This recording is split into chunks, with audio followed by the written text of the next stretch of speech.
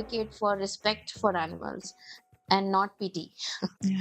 I advocate for mutual respect. I advocate for communication. I absolutely loved computer science. Yeah. And of the options that were given to me, Hmm. I loved programming the most. So I'm also from a computer science background.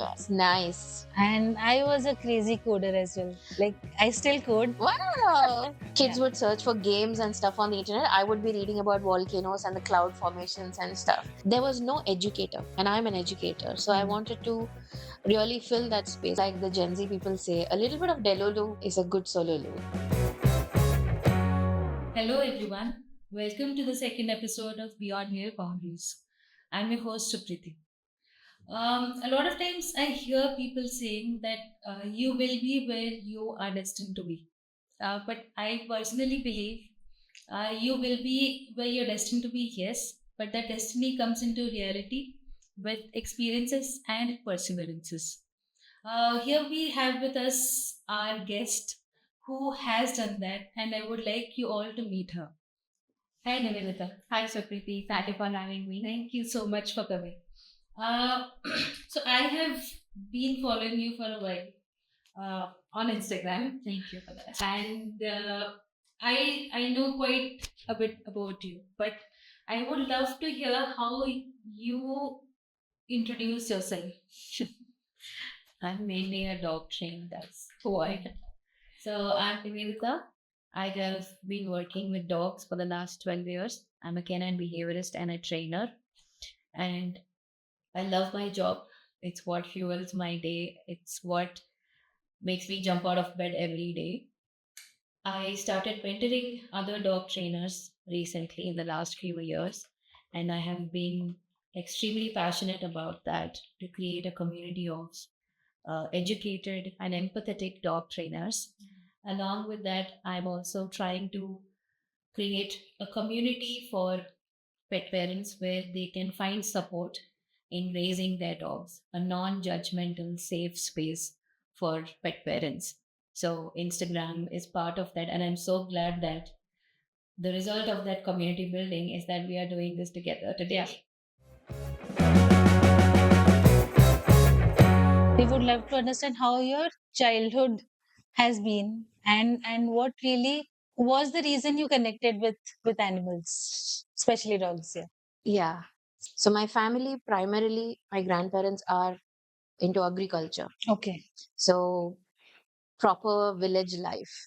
So I'm very lucky to be one of those people who have the best of both worlds. Right. So my grandparents were proper agriculturists who grew crops. Along with that comes farm animals.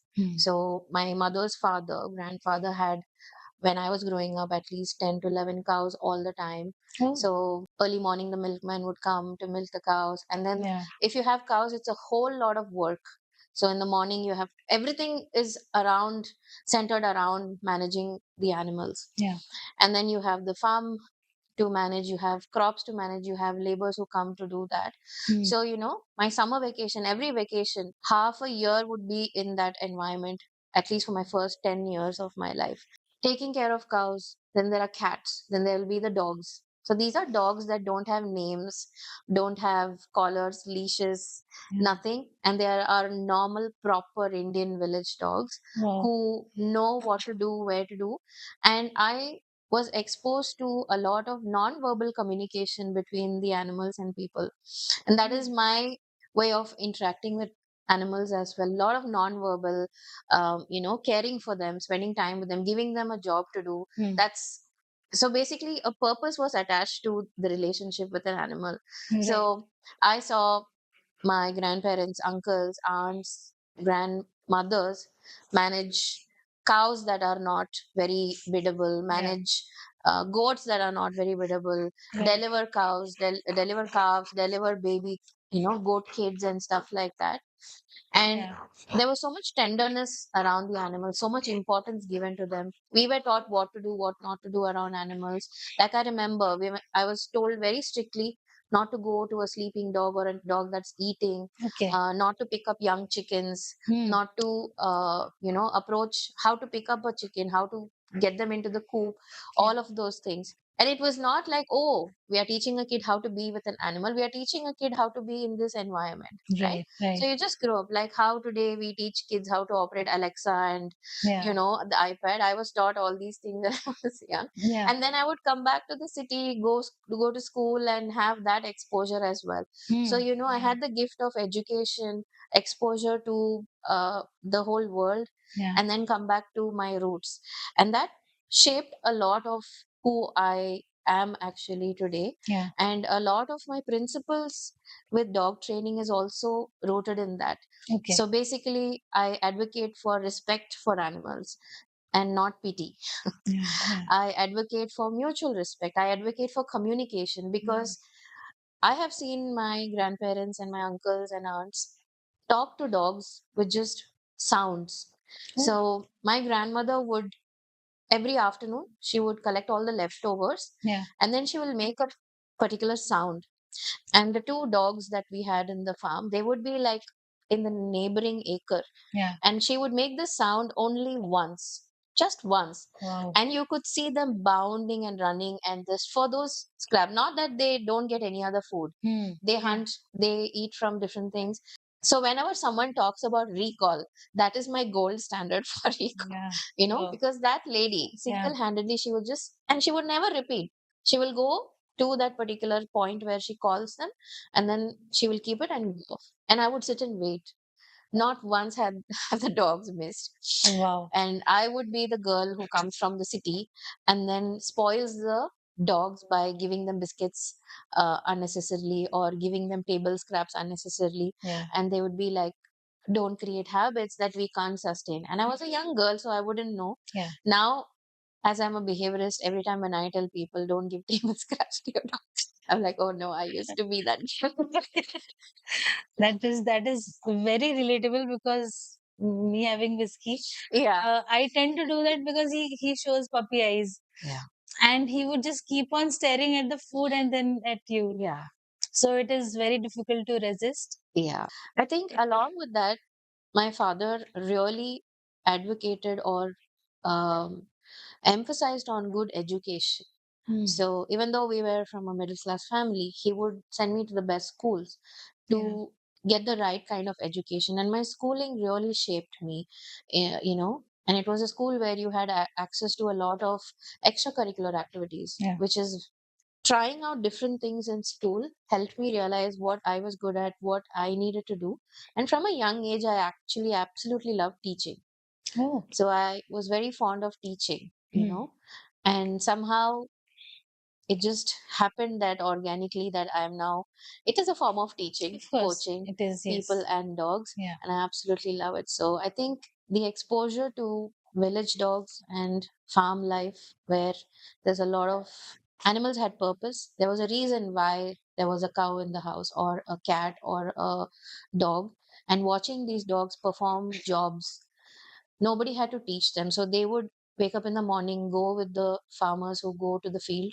So between 4 and 6, they have certain jobs to do. They would go with them, they'll come back, then they will be with the cows and the calves. Yeah. And sometimes the young calves are a little playful, so the dogs would also play with them. Yeah. So they would never attack the chickens. They knew how to coexist with every animal there.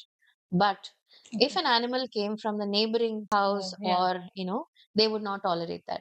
Oh, okay. Which is very fascinating because these in the village, you don't have compounds, you don't have Boundaries, fences or anything. Yeah. So this virtual boundary was maintained by them. They would know if a fox is passing by. So that property would not have snakes, would not have rats, would not have unnecessary cat. The cats that we feed, they will be okay with, but any other cat, they will chase out. Okay. So at that point, when I was growing up, this was normalcy for me. This was the norm. Yeah, dogs are meant to do that. But when I started doing my behavior courses, when I started learning, I realized that that's not how other dogs are. Like the Okay. pedigree dogs and all, we have to teach them, we have to socialize them, we have to impart that education to them. And that's very fascinating to me. And most of my dog training also centers around giving a purpose to dogs. Those dogs were happy. Those dogs were thriving. Yeah. They may not have had the best food or medical, health, Facilities. also not well groomed. Yeah. Okay. But they were happy. They were happy. And to have this personality switch where they would never harm any of the family members, Yeah. and they would only alert.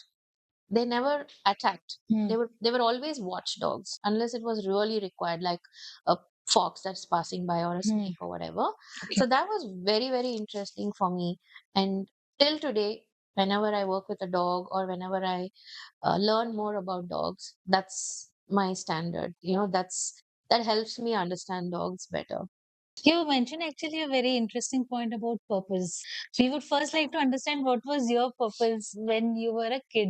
What was your aspiration back then? Actually, I just wanted to grow up, get a job, and get a dog.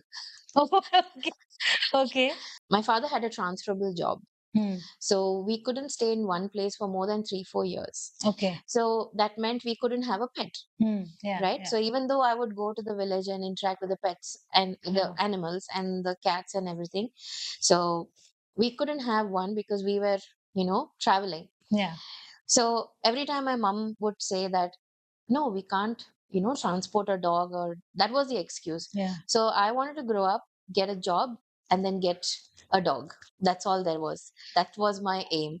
What job? Nothing. So my father wanted me to become a doctor. I had other aspirations. I was more into arts. In the 90s, for a middle class family, arts is Art not isn't an a, option. it's not, it's not a, she's like, Career option. Yeah. yeah, what? You're going to do Bharatanatyam? No, Yeah. that's not a career. For me, that was it. And as I grew up, as I became a teenager, I absolutely loved computer science. And of the options that were given to me, I loved programming the most. I still love it. Yeah. It just so happened that I couldn't stick in the corporate field. Yeah. So I took to computer science, and that's what I did also. I did a 5-year post-graduation course in computer science. Okay. Yeah. Okay. So I'm also from a computer science background. I've done my BTech in computer science. Nice. And I was a crazy coder as well. Like I still code. Wow. I still code, We but should do something we together. should. We should. I used to love coding, but yeah, within 2-3 years, I realized that maybe IT sector is not for me. Coding is for me for sure, Yeah. but IT wasn't for me. And as you said, you had that seed, I think, planted in you when you were a kid that you loved animals, right? So I think even for me, marketing was planted when I was a baby. I mean, not a baby, I was a kid when I was watching ads, Dara ads, the Jalebi ads. Oh my God. Yeah, Yes. yeah, yeah. Yes. Oh So, my God. It's amazing how you and I both saw that ad, yeah, but you wanted to create that. I just yeah, wanted to consume that. yeah, yeah. How has your education been? Like, what did you do after 12th? What did you So pursue? I absolutely loved learning, Yeah, examinations, assignments. I absolutely loved them. yeah, Till 10th standard, I was like I loved learning. yeah, Like it was annoying to people around me how much I love to learn. yeah. And, a lot of kids love to read fiction and stuff. I was behind encyclopedias and consuming knowledge. Like if I had access to Wikipedia back then, I would have been so excited. Yeah, You okay. know, Yeah, kids would search for games and stuff on the internet. I would be reading about volcanoes and the cloud formations and stuff. But I also loved other things, sports. I loved dance a lot. I loved singing.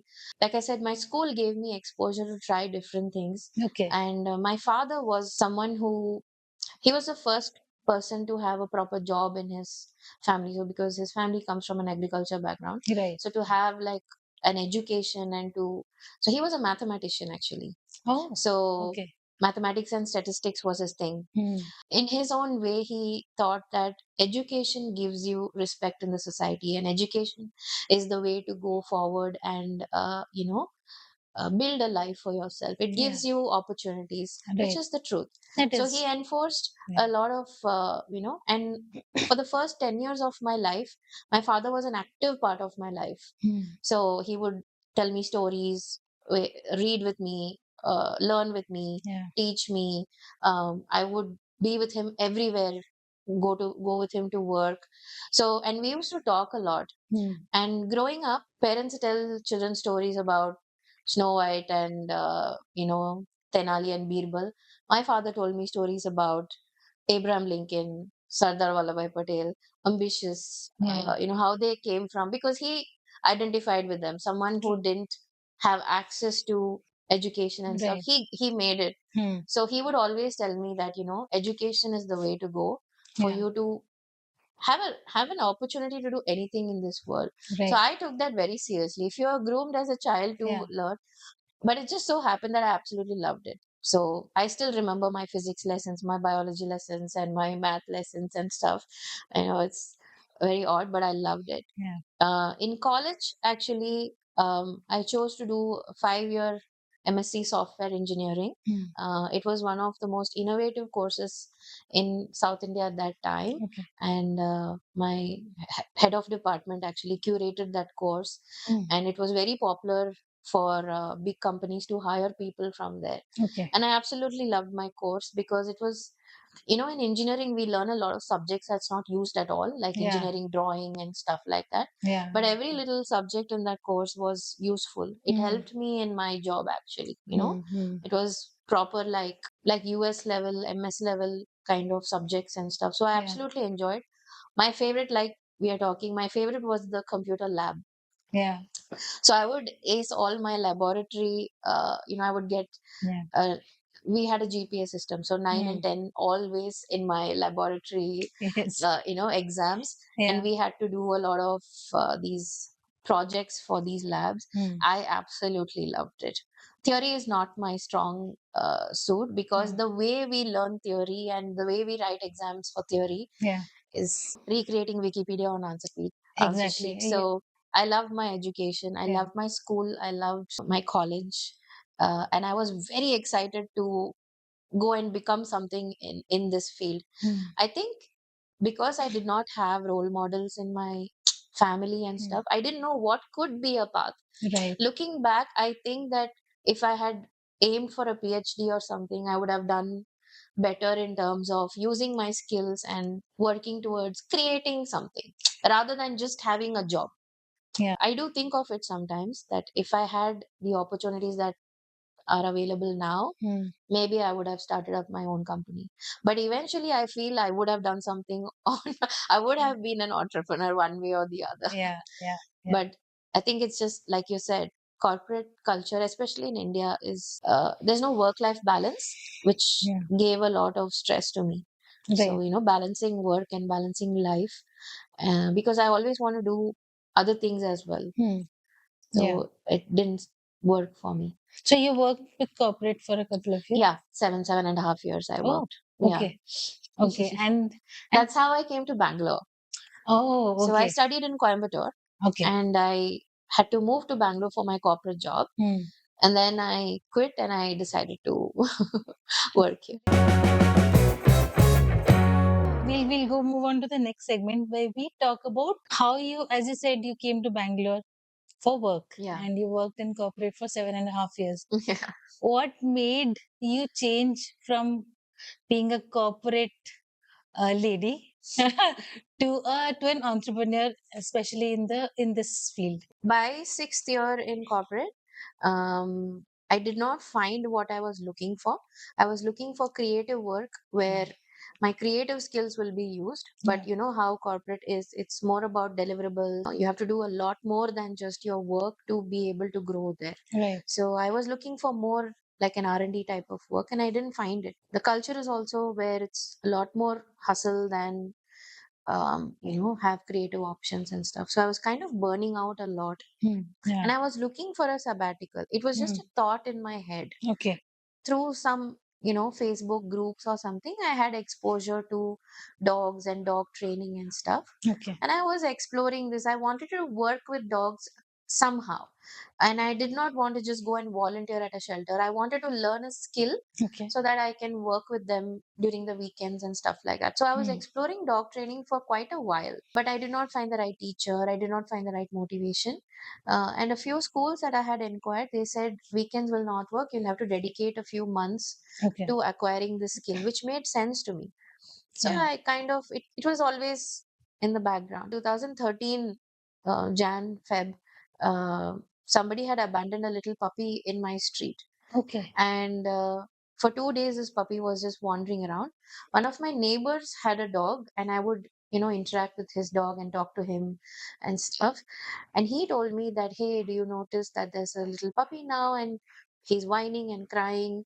And when I went to look for that puppy, I heard a loud thrash, and someone actually thrashed this puppy Oh, like a security guard because he was trying to get into the house. okay. At that time, with the knowledge I had, I was like, maybe this dog knew how to be in a house, and he's trying to go inside a house rather than live in the streets. Yeah. So then I was aware of the concept of fostering and stuff. So I thought Okay. I'll bring this puppy in Hmm. and then reach out to animal welfare people and Yeah. to help me. Yeah, thank you. To help me, give this puppy a good life. So when the puppy came home, I couldn't just pick him up and bring him home. He would Right. run away from me, Hmm. and he was not very he was extremely fearful. Okay. So I remember buying Parle-G biscuits, and he ran under a car. Okay. It took me 45 minutes to sit right next to the car for him to even accept like a small piece of biscuit. Yeah. And I sat there until he came out. And then, because I'm from the village, we know how to catch a chicken. So the minute Okay. he ran, I just caught him like a chicken. Oh, And then okay. I caught him, and I remember putting him on my thigh, and he was just very small. And then I could feel him shivering. And my instinct was to let him go because he was very nervous. Hmm. But then I thought, you know what, he has Place to. no chance of survival Hmm. because he was not eating, he was not drinking, he was just roaming around whining and crying. Yeah. So I took him home, and it took him 3 days to even interact with me. So it was very, very difficult. Hmm. And I remember as soon as I brought him home, calling up the closest veterinary hospital and taking him to the doctor Yeah. and asking them what to do, what to feed, how to manage this puppy and Hmm. everything. And that was the first time I saw or interacted with an indie dog that was extremely fearful. Hmm. So in the village, we don't see dogs like that. Yeah. Maybe now, but back then they were all very confident. They knew what to do. Hmm. They had strong instincts. But this one was so dependent on me, so sensitive. Like there was a window in the house, in the apartment that I stayed, and a staircase next to it. If he heard someone climb up or down the stair, he would just go in one corner and start peeing out of fear. Oh. That is the level of fear he had. And I didn't know how to handle it.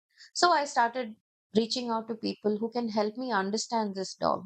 Hmm. By then there was a lot of these YouTube trainers were prevalent, and I was looking for help.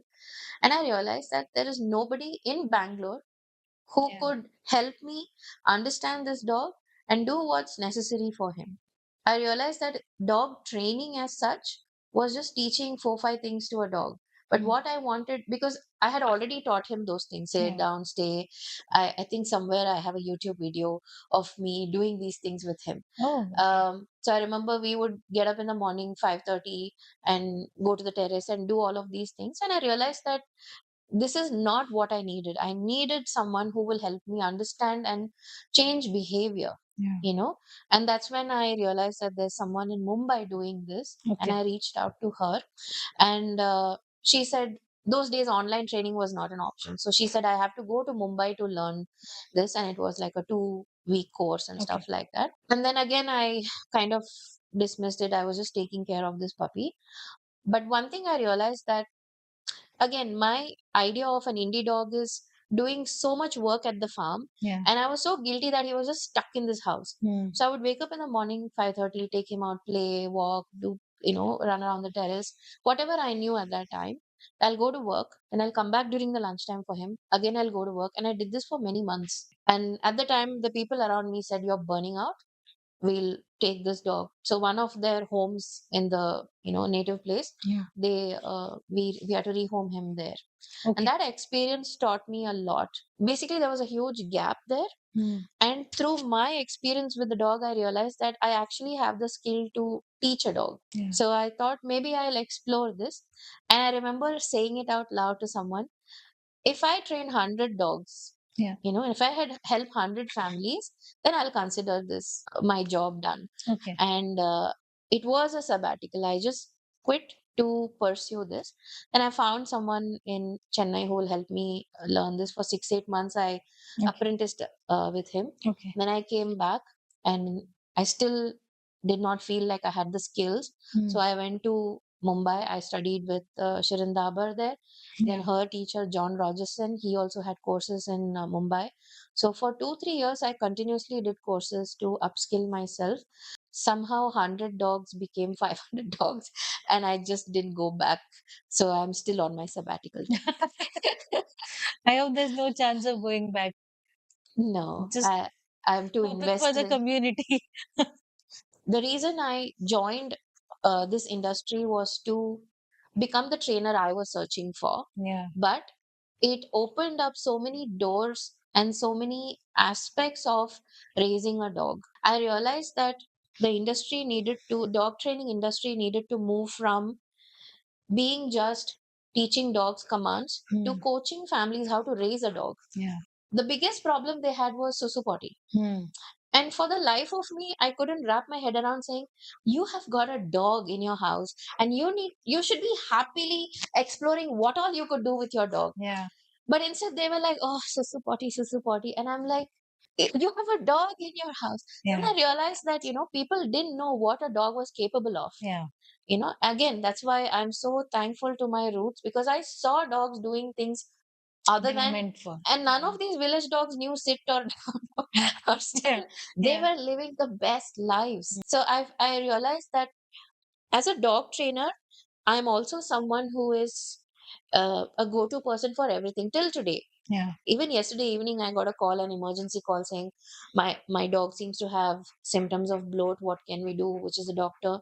So a dog trainer becomes an integral part of a pet parent and their family. They ask us what to buy, what to feed, so we become the go-to person to tell them or advise them on what. So I realized that it's important to create a network, to Yeah. create a village for the dog per se. So Right. I've done a lot of collaborations, worked with people, try to understand what is a nutritionist role, what how do they do their job. One of my first jobs was taking care of dogs in a boarding kennel.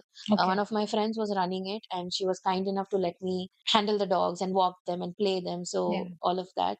I worked with groomers. I worked in a veterinary hospital for 8-9 months to understand different aspects of raising a dog. Yeah. So now I have contacts. So I'm qualified to do dog training.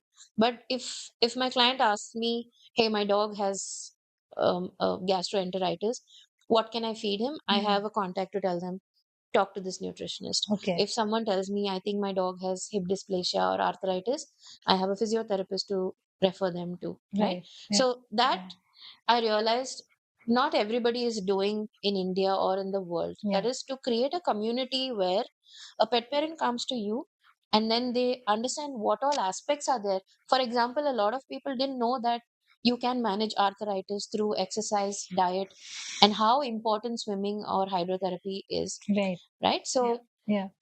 and when they know it, they go all the way out to help their dogs. Otherwise, they are just giving supplements and feeling sorry for the dog.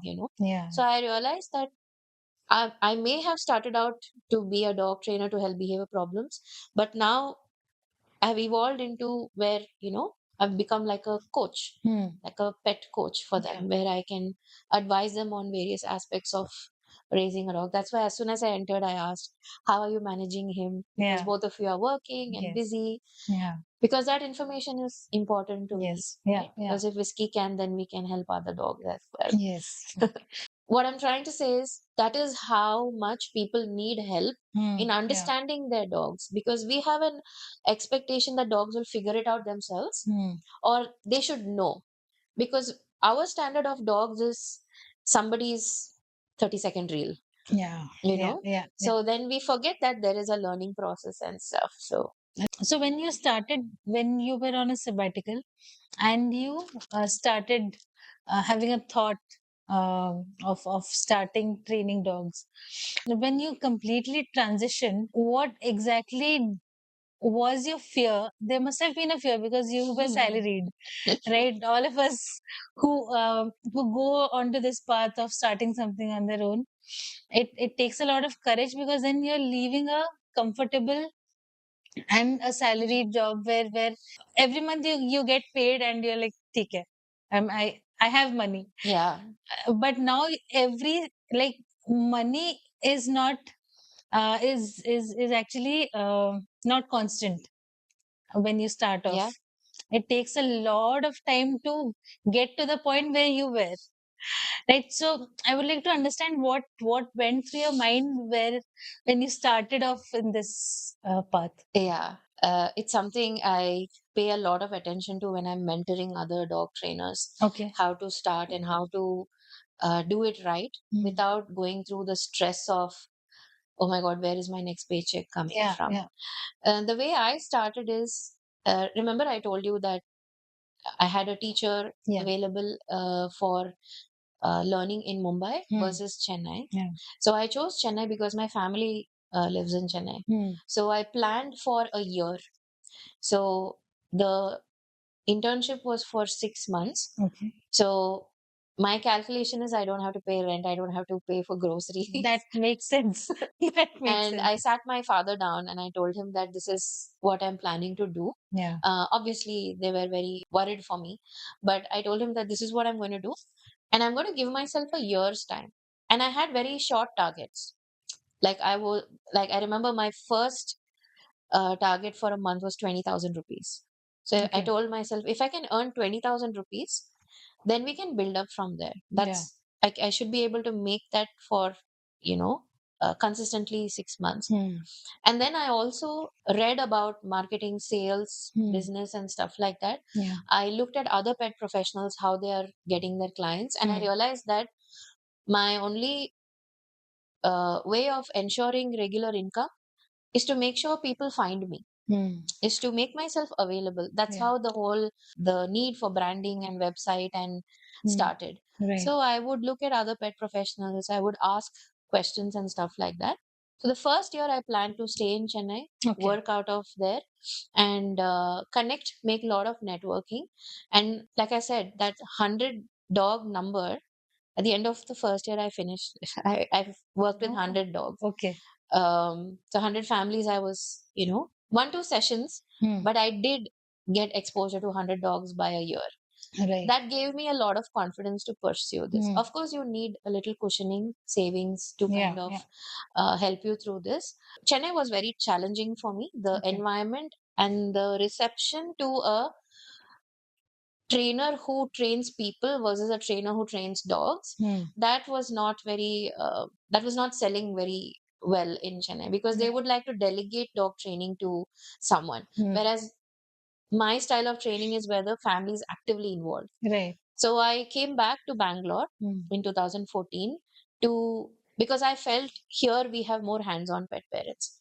So when I came back to Bangalore, I had a very dear friend who offered to slept on a couch for some time. Yeah. Okay. And she was very kind. Her roommate was very kind. It was a lot of fun. So for 6 7 months, I also, saved a lot of money over there, and they helped me. They helped me with business advice. They helped me with, a lot of things.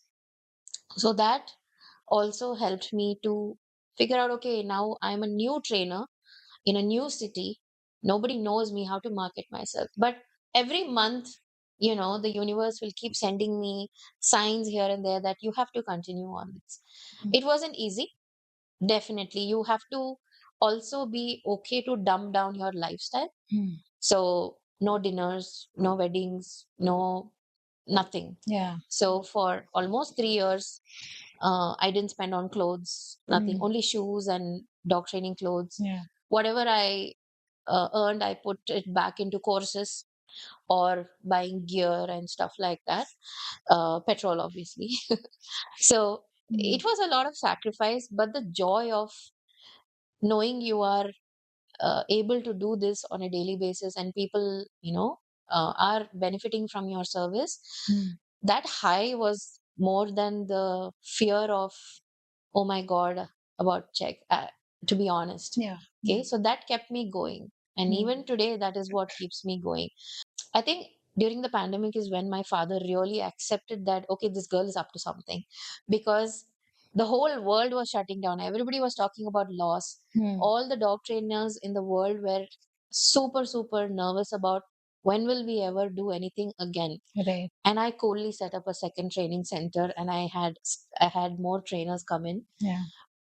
because I feel that you need to understand that people are getting dogs. Mm. There is a demand for this service, and there is very less educated professionals. So Yeah. I was very confident that I will be always in need.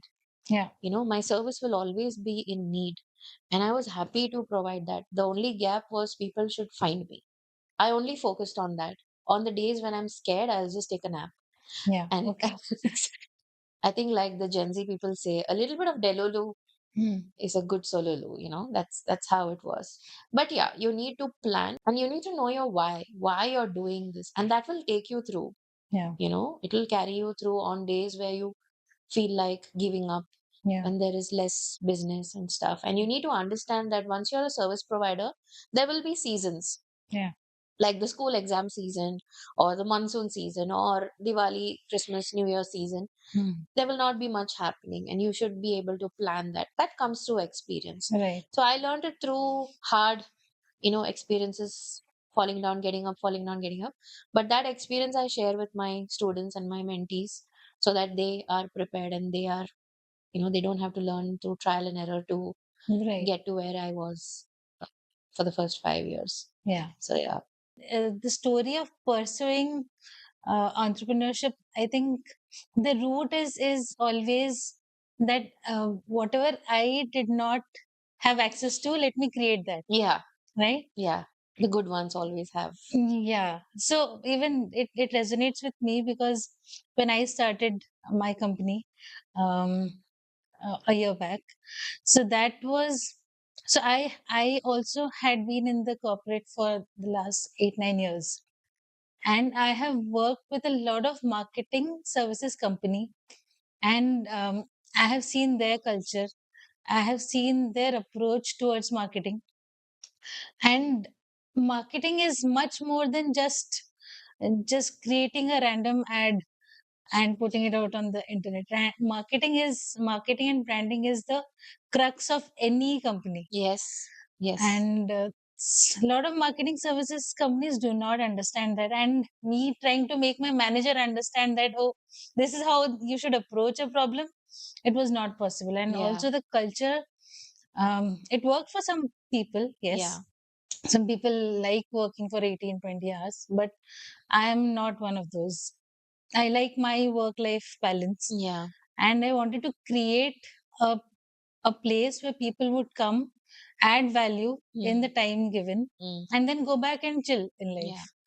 So that is what I wanted to Smart create. work. Yeah, smart work, and not hard work is fine, but yeah, smart work with hard work is what I have always. That has been my philosophy. Yeah.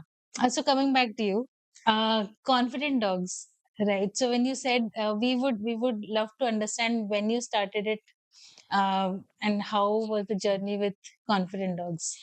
So 2013 Jan Feb is when my dog came into my life. Within a few weeks, I realized that, oh, I can actually teach him, and he understood what I'm trying to say. Okay, this is a cool thing, you know, because until then it was all about raising dogs, and I was only exposed to Indian dogs. I got a high out of training with him, Mm. so I would make the Yeah. excuse that, oh, dog needs training, I need to go back home for lunch. But I actually enjoyed it more than the dog, Yeah. to This do was that the indie dog that first dog. Yeah. you mentioned. So Yes. by April, May or something, I was heavily researching into becoming a dog trainer, Yeah. because I thought that, because I was doing market research, Facebook groups, whether animal welfare workers, people, what are people searching for? Hmm. And I had noticed that people are searching for dog training help. It may not look like dog training, but Yeah.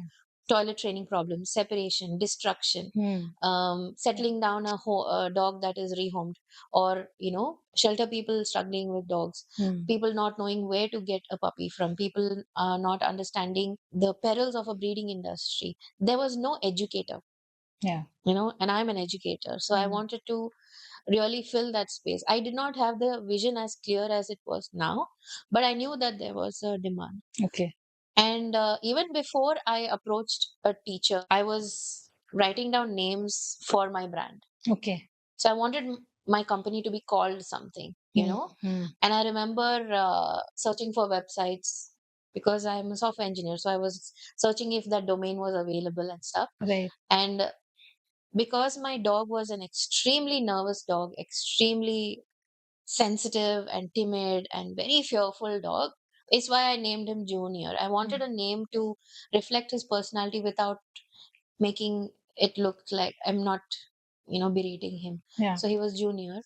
And I wanted a brand name where it would reflect the work that I wanted to do. I wanted to make him confident, So initially, I wanted to call it Balanced Dogs. If I'm glad I didn't, because that domain was not available, and today Okay. balanced training means a whole different thing. Yeah. So Yeah. the universe was protecting me even then. Yeah. So between Balanced Dog and Confident Dogs was the domain available, and I liked this name better because it it's what my journey is all about, and it's what I want to do with dogs, and that has never changed.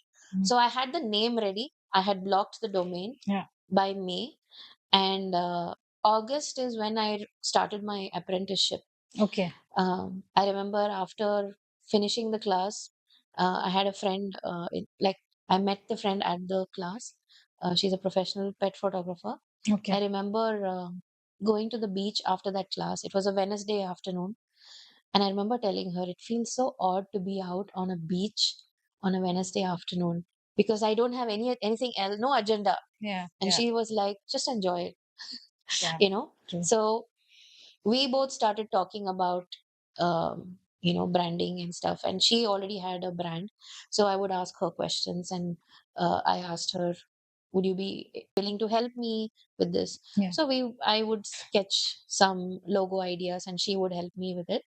So she and I created the logo of our brand. Okay. And she had access to Photoshop because she's a photographer, Photoshop and everything, and she created that logo for me. And at the time I was volunteering at a pet event where Okay. she was the event photographer. Hmm. So I would tag along and help. And the event, the person who was conducting the event, he saw whatever I was doing, and then he was like, would you like to put your brand on the next flyer? And I was like, I'll be honored. So then for the Christmas event in 2013, the first time I saw my logo on a flyer. And then there was no looking back. Then Facebook page, website, this, that. Yeah. So the brand organically evolved. So, and I also love it because the brand was supporting my work rather than me trying to upkeep with the brand. You know Right. what I mean? Yeah. Yeah. So it was created to give me an identity to put myself out there. Yeah. Because back then I didn't understand the concept of a personal brand. So for me, I was like, I need to have a company name. I need to have this thing. So that's how Confident Dog started. And everything that I have done organically has always been true to what I envisioned for that brand, to Right. help pet parents like me. That's something even I keep telling my clients, that personal branding for any founder is very, very important, because that's a brand that you created. Like your company is a brand that you created. So people need to know you first to know something that you have created. Yeah. Wonderful. Thank you so much. Thank you. So if you have a strong sense of who you are, why you want to do this, and you are a calculated risk taker, then it all just aligns itself. And the discipline is the cherry on top. There's much more to a business than just the USP of it. Yeah. So we would love to know your journey. So initially, all I wanted to do was train as many dogs as possible and meet a monthly target. So from 2020 to now, is when I really understood the concept of personal branding. Little by little, I started putting myself out, answering questions and stuff like that. And I realized the power of active engagement with the community who's actually following. So, I'm very grateful to Instagram for giving me that opportunity. I am hoping, and we are all hoping, that you be the change always that you wanted to be.